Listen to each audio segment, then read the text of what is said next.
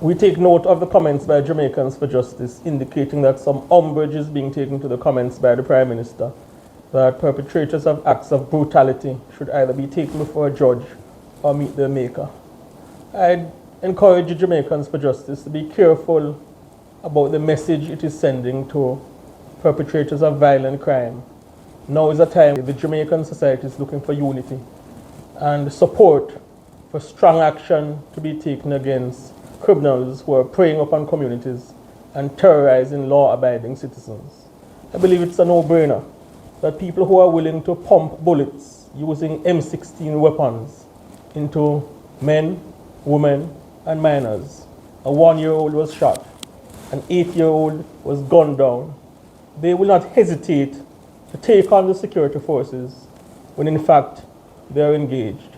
And therefore the comments by the Prime Minister was quite in order that individuals who carried out this act of savagery should either be taken before a judge or meet their maker.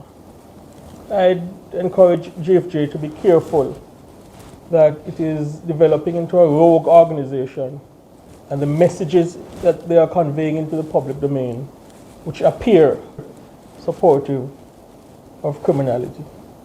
I have deep respect and regard for the institution that is Jamaicans for Justice, which was founded by Carolyn Gomes, that has done good work of presenting a voice for the voiceless, being advocates in cases including Agana Barrett and Michael Gale.